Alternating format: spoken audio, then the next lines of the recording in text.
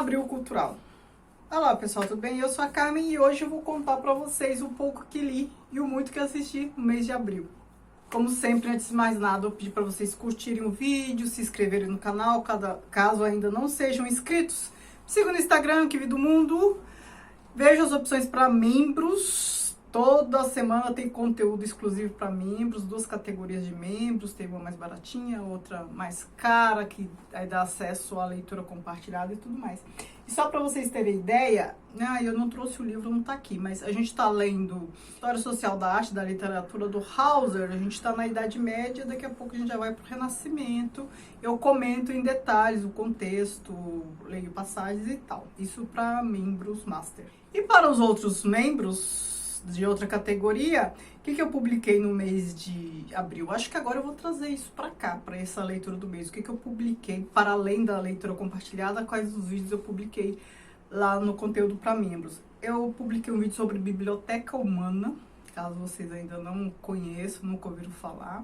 E Mudei de Ideia, que é um quadro em que eu comento livros que, a partir da segunda leitura, eu mudei de ideia, mudei de opinião sobre o livro, seja essa opinião positiva ou negativa.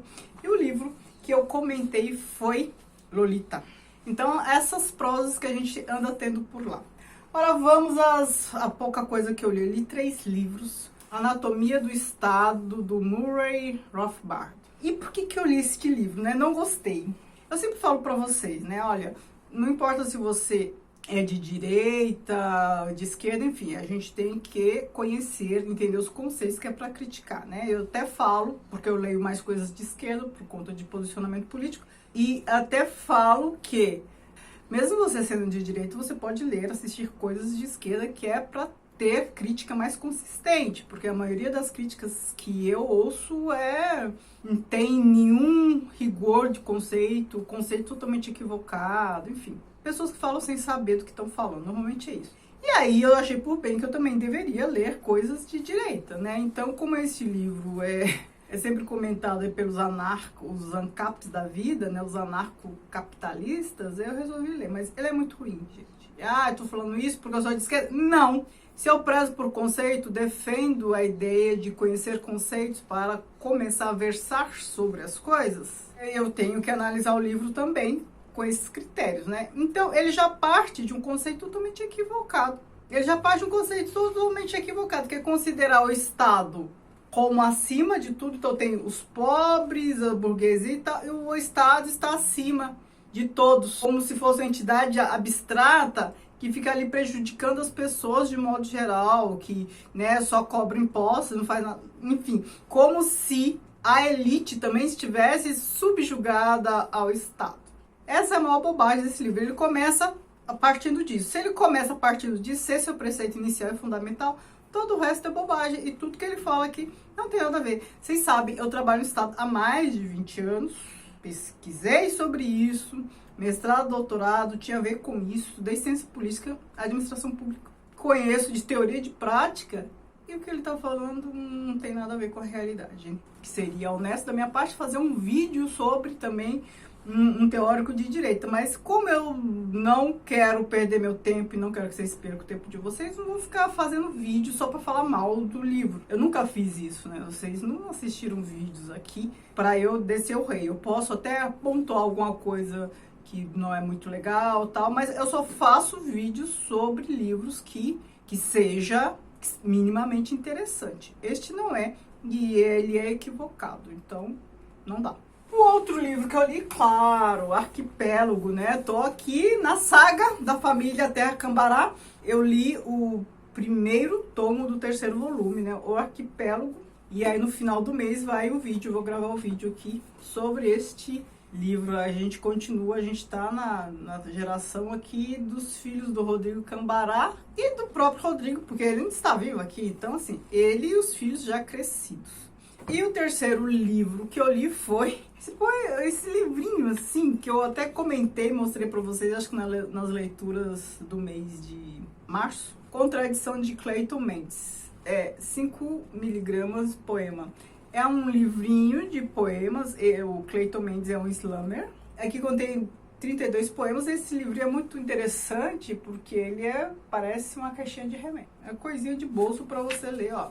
Vejo como minha situação é vexatória. Contando 3 livros, esse que é, assim, você lê não é nem uma sentada, em meia sentada. Você lê, só assim que eu consegui ler 3 livros, mas enfim, foi o que eu consegui fazer, como eu falei pra vocês. Mas em contrapartida, eu assisti bastante coisa. Aí as pessoas falam, nossa, como você tem tempo para assistir bastante coisa? É que eu assisto essas coisas fazendo outras coisas. É por isso que eu sempre cito aqui bastante séries. Eu vejo mais séries, porque para eu estar fazendo outra coisa, tem que estar no ritmo mais lento ali, todo o enredo se desenrolando de maneira mais lenta. E aí, sempre vejo os coreanos, por quê? Porque eles são mais lentos ainda, então dá para acompanhar. E aí eu vejo também dublado, que aí eu tô fazendo outras coisas, estou acompanhando. É por isso que eu assisto tantas coisas. Então eu tenho tempo para assistir, não tenho tempo para ler, porque ler eu tenho que estar lendo apenas, não posso estar fazendo outras coisas. Assisti tudo na Netflix, alguns filmes e a maioria série, mas não tem só coreano não, hein? Coreano, como sempre, eu só vou citar e aí os outros eu vou comentar um pouco. Série coreana, Hospital Playlist, 2 temporadas, 24 episódios. DP Dog Day, uma temporada 6 episódios. Intensivão do Amor, uma temporada 6 episódios. Apaixonados na Cidade, uma temporada 17 episódios. Love to Hate, uma temporada 10 episódios. Investimento de Risco, uma temporada 16 episódios. Queen Maker, uma temporada, acho que 11 episódios. E agora as outras séries que não são coreanas, essa eu vou comentar. Coração Marcado, a 2ª temporada, 8 episódios. É uma série colombiana que eu tinha assistido a primeira temporada já, acho que foi ano passado. É a história de tráfico de órgãos, né? Um cara poderoso, enfim, que elege presidentes, né? Uma espécie de relações públicas ali, que é muito poderoso para eleger presidentes. Tá? A namorada dele, a noiva, depois se casa, precisa de um transplante de coração. E aí ele contata lá pessoas do tráfico para conseguir um coração para ela. E aí acabam por matar a mulher que é corredora e tal, a mulher para tirar o coração dela para dar para outra. A gente tem a história dessas 2 famílias, da família em que a mãe que foi morta, né, tem filhos adolescentes, marido e tal, ficou sem ali a matriarca da família e tal, e a história dessa outra que tem o coração transplantado e tudo mais. Não poderia deixar de ser. Essas 2 famílias se envolvem. Amigas para Sempre também é uma série, 2ª temporada, eu tinha visto a primeira temporada 2021 ou 2022, não sei. Aí o começo da 2ª temporada, acho que os 8 primeiros episódios da 2ª temporada também foi ao ar, acho que no começo de 2023. E agora o fim da 2ª temporada. A história de 2 amigas, acho que 30 anos na vida dessas 2 amigas, desde quando elas eram adolescentes até a fase bem adulta. Qual é o diferencial dessa história? É a edição, né? As linhas temporais aqui, que nos lembra This Is Us. This Is Us é aquela série que tem várias linhas temporais, ou você o tempo todo acompanha essas linhas temporais. Então, assim, quando elas tinham 18 anos, quando elas tinham 20 e poucos anos, quando elas tinham 30 e poucos anos e tal. Alternativamente. Então, assim, você vai assistindo o tempo inteiro a história da vida delas, em momentos diferentes da vida, e a continuidade. E essa questão da linearidade temporal, né, assim, contagem, é totalmente corrompida, né? Então, você tem momentos, você vê de trás para frente, de frente para trás, e isso não confunde. É isso que faz com que a série seja interessante. É o modus operandi do This Is Us mesmo, e é bem legal. Transatlântico, também é uma série americana, uma temporada e 8 episódios.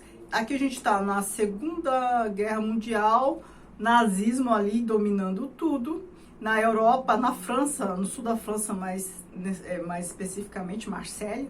E tem alguns americanos lá tentando ajudar alguns famosos, muitas pessoas, dentre eles famosos como Walter Benjamin, Hannah Arendt, Chagall, a saírem, a fugirem do regime nazista, né? Ajudá-los a cruzar a fronteira. Então, a série é sobre isso, né? Pessoas que estão salvando as outras e todo esse contexto. Eu gostei. Dentre as séries coreanas, eu esqueci de citar uma das clássicas, Descendentes do Sol, uma temporada de 16 episódios, que eu vi também. Agora, filme, eu vi 7 Reis Devem Morrer, que é o spin-off do The Last of Kingdom, que é a série lá dos Vikings. Vocês sabem que eu adoro essas séries dos Vikings. Tem 3 na Netflix, que são os Vikings, Valhalla, e esse The Last of Kingdom, que é a história do Uhtred Ragnarsson, Uhtred de Bebbanburg, E aqui é um filme spin-off dando continuidade à história.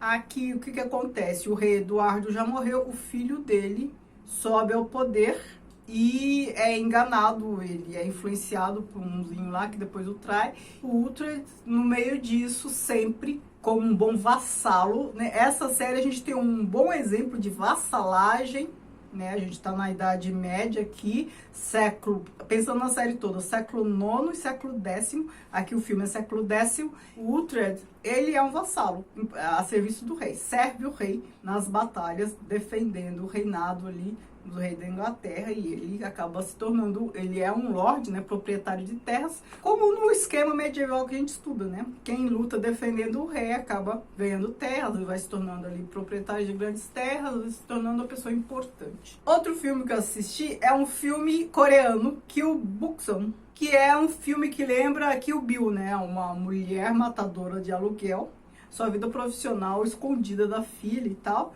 E ela tem uns acertos de conta aí pela... Outro filme que assisti foi Fome de Sucesso, que é um filme tailandês. A história de uma chefe, né, de chefes, na verdade. Essa moça principal, ela tem um restaurante, assim, lá na Tailândia, simplesinho e tal.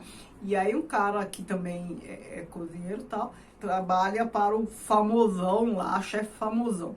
Ele a convida para fazer parte lá da equipe e ela vai. E ela passa poucas e boas lá com o chefe, porque ele é muito autoritário e muito exigente e tal.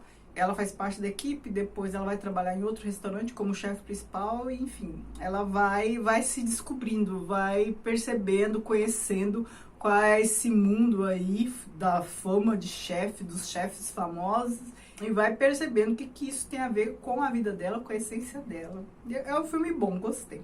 Me contem aí o que vocês andaram vendo, o que vocês me recomendam para assistir. Vocês viram que agora saiu um pouco dos coreanos também. Eu vi outras coisas, mas os coreanos é por conta desta questão que eu falei para vocês e também porque eu quero fazer vídeo a respeito dos melhores.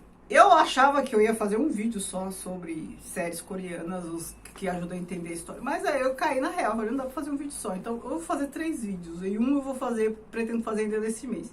A cultura coreana por meio dos doramas. Assim, quais são essas características assim, atuais dos costumes coreanos e em quais doramas essas características aparecem, né? Doramas que nos ajudam a entender o modo de ser e de viver dos coreanos. Um outro vídeo vai ser para indicar os doramas que nos ajudam a entender a história da Coreia, que é diferente. A história é uma coisa, os costumes são outros. Então, a história da Coreia, invasão japonesa e tudo mais, tudo que aconteceu, ditadura até hoje. Vai demorar mais um pouquinho que eu preciso ver algumas produções aí.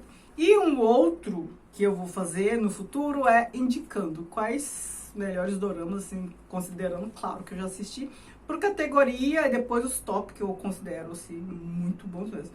Eu fico assistindo vários, a maioria é ok, mas tem algumas pérolas. E aí eu vou pontuar isso pra vocês. Isso vai sair em algum momento. Aguardem. Me digam o que vocês andaram assistindo, me digam o que vocês andaram assistindo, o que vocês me recomendam. Eu vou adorar saber. Muito obrigada, beijos e